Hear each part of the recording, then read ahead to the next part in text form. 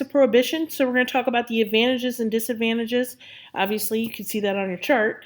And then you're going to watch a little video that kind of shows the history of Prohibition. All right, let's go.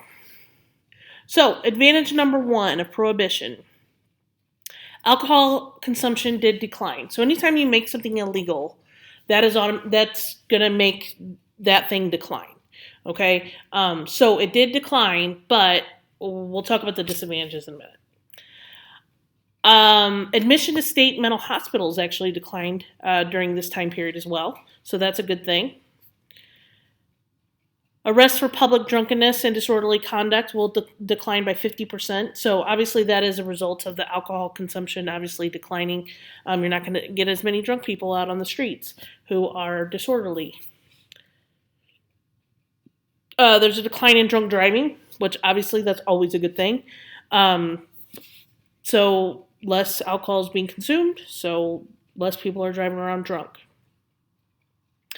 There's better workers, so like health awareness and ability actually in different statistics measurably showed that was better.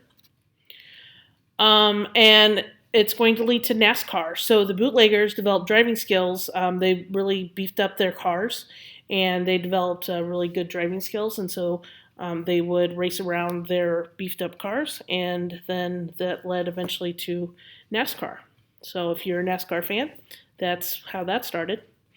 All right, so let's move over to disadvantages. So there's definitely going to be an increase in organized crime. So whenever you make something illegal, there's going to be a black market for it, especially if it's something that's in demand, like alcohol was. So that is going to give basically a market for gangsters, and they're going to be able to make a lot of money by selling illegal alcohol. Infringement of basic rights. So obviously this is infringing basic rights that we have as Americans. So it is, there's a saying that says, my right to swing my arms ends at the bridge of your nose. Okay, so basically what that means is like, as long as I'm not hurting other people, I should be able to do what I want. Okay. There's a loss of tax revenue. So there was a lot of taxes that were on alcohol, a lot of money being made, and so there was all that tax money just went away. It widened the gap between the rich and the poor. Okay, so there was a larger gap between the rich and the poor. And then health and safety. So moonshine was very dangerous, and it actually led to people ending up in the hospital. So moonshine it's basically homemade liquor. And oftentimes, if it was really poorly made, it could even make you go blind.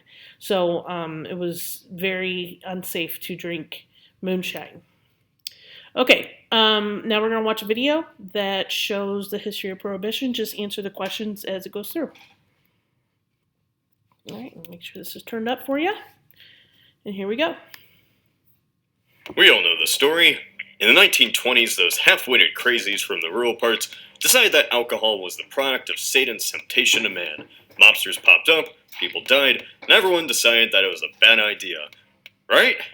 Well, not entirely. Prohibition is one of those moments in American history that is often pointed to as one of the great missteps in the nation's timeline, amongst other things.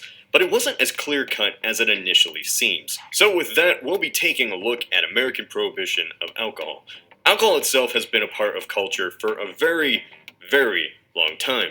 While I don't intend to delve into the history of alcohol today, I do feel it's important to know why people decided that it was worth banning in the first place. First, let's start off in 1791, in the relatively new United States. The Revolutionary War had left a noticeable debt in the nation's financials. To ease this strain, a tax was proposed on the sale of alcohol produced within the nation. The idea to tax alcohol wasn't at random. It was considered luxury to an extent, and therefore the assumption was that the response would be relatively calm.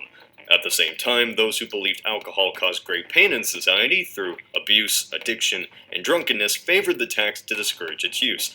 The response to this wasn't quite as calm as originally planned, and thus rebellion, death, and military response formed the core of the Whiskey Rebellion. Again, a story for another day. Alcohol was divisive to many. To some, it was a necessary part of life, an extension of the freedom Americans fought to gain. To others, it corrupted good men into shells of their former selves. Throughout the years, resistance to alcohol consumption grew. The resistance formed the core of temperance movements that popped up all over the world during the 18th through 20th centuries. As the 1800s went on, resistance to alcohol transformed from stopping alcoholism to stopping consumption of alcohol in general. Religion was quite core to the movement, with the drink being seen as immoral, as well as various women's rights movements, as drunk men could return home from bars to commit violence against family members. At the same time, poor water in the nation made alcohol quite the go-to drink for not catching various diseases. Prohibitionists, also known as dries, attempted to fix this by creating fountains of which people could get clean water for free. While these private ventures would not pop up everywhere due to cost, it was a movement in its own right, and some still stand today. Maine law seems to be a big catalyst in the advent of the Prohibition movement. For the first time, state law dictated the sale of all alcohol, except for medicine. Not particularly popular with many, and eventually led to a violent riot. Regardless, it inspired other states to seek prohibition, even though this major riot caused the repeal of the law, only to again be legislated just 3 decades later. It would be in the 1890s when more serious movements against alcohol started. The most important of these would be the Anti-Saloon League, or ASL. ASL was promoted as a religion-based organization that existed solely to combat alcohol. The goal was to ban it outright, and the means of doing this were quite shady, to say the least. ASL truly mastered the art of influencing mass media.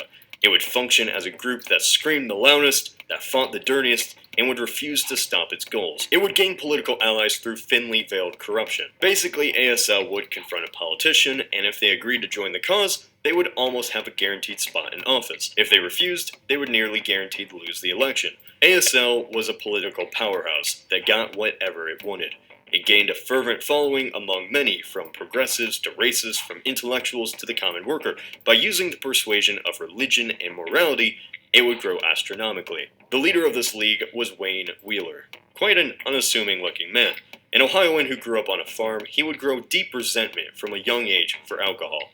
He was injured by a worker on the farm who was quite drunk and managed to stab him with his farm tools. This event transformed Wheeler, who would go on to join the ASL after college. Starting low in the ranks, he would quickly move up with his natural, undying hatred of alcohol. He realized to further the movement, he needed a lot of public approval, and fast. This began his policy of Wheelerism, which would use the media to make it seem as though the general public was all in on a specific issue.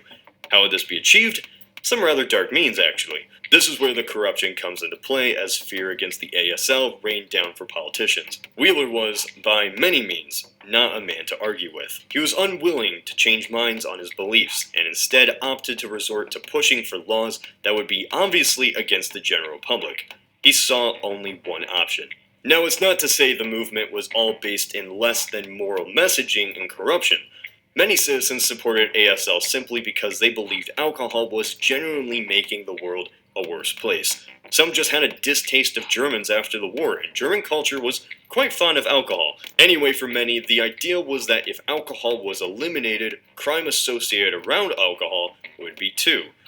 Oh boy, were they wrong. This leads us to December 18th, 1917. On this day, the 18th Amendment was passed, which banned the creation and sale of alcohol. This did not apply to drinking it, however, so a rather major loophole existed for many.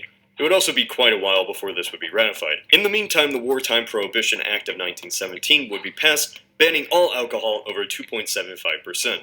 While it was intended to ration grain for the war effort, this would not be its final purpose, as the war ended just a week earlier. By January 16, 1919, the 18th Amendment was ratified, and alcohol would be made illegal on January 17, 1920. The Volstead Act was introduced to set forth more standards on the 18th Amendment, such as the specific percentages of alcohol allowed in home beverages, usually limited to 0.5%, passed on October 28, 1919. The immediate response to this was actually what was intended.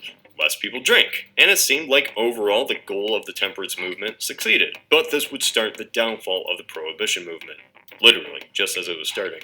Business-savvy crime leaders saw opportunity in the passing of the act. The demand for alcohol would rise, and only those willing to operate outside the law would be willing to supply it. Some began to gather and collect alcohol in huge numbers, as to sell it once the law would pass. As this illegal sale of alcohol became more fruitful, violence began to grow. Gang leaders became wealthy men, and this wealth brought power, control of vast areas with their resources. They were quite well known, in fact, and this would lead many to question, why weren't they arrested? The reason? Well, they were too powerful. If somebody would attempt to call them out, arrest them, or inform police, they would be killed or bribed. Those who demanded prohibition for a safer world were quite disappointed, to say the least. Crime rose, and many died. It seemed fairly evident the movement was failing. Many people would drink alcohol in these days under the safety of a local speakeasy. This location, hidden from local authorities, would garner a culture of its own. Women were more accepted here than bars of days past, and the world of men-only bars seemed to disappear. Jazz was very popular and would reach mainstream status fairly quickly. Many opted for a more personal route. Moonshine would be made from homes with sometimes dangerous results, and personal wine cubes could be sold as fruit drinks that would include instructions on how to ferment. The American government wasn't too happy with the home brewing that was occurring, and the action it would take still leaves many in disbelief. Manufacturers of ethyl alcohol, a key ingredient to many homebrewers, would be instructed to basically poison the ingredient to a point where people would be blinded or killed if they attempted to drink it. This happened, obviously, but it seems hard to pinpoint a number of how many were killed by this rather terrifying action. The ASL was supportive of this movement, with old Wheeler going so far as to suggest that this was what was needed to happen. Support plummeted for the ASL, and it soon seemed apparent that the Prohibition movement lost most of its support. As the Great Depression caused major financial issues for the nation, legalization of alcohol became quite less of a necessity for the United States. After all, crime lords made billions off untaxed alcohol. Now America needed some of that dough. In March of 1933, this would lead to the Cullen-Harrison Act of 1933, which would legalize alcohol below 3.2%, which effectively legalized bars again. While not truly back to the level of days before Prohibition, it was a start. With this came the 21st Amendment on December 5, 1933, effectively repealing the 18th. Contrary to some belief, it didn't actually make alcohol legal. It just leaves that up to the state. It removes the status of alcohol being outright illegal to make and sell everywhere in the USA, and states have taken up this opportunity. In many places, it's illegal to sell alcohol in stores on Sundays, and in others, it is much more restrictive. Kansas would make it so alcohol could not be served in a public bar until 1987. And even further, Mississippi still kept the same laws of prohibition until 1966. The effects of prohibition seem a bit abstract today. Obviously, alcohol is sold, and the foundation of many businesses here in the States. Bars function as social hubs for men and women alike, a result of the speakeasy days. Jazz is mainstream. What I'm getting at is the results of prohibition have changed America. How much? Well, let's ask ourselves. What if Prohibition never had... Just kidding. Why do you think Prohibition failed? Would you like to see more videos like this? Like, comment, and subscribe if you have not done so. This is Cody of Knowledge Hub.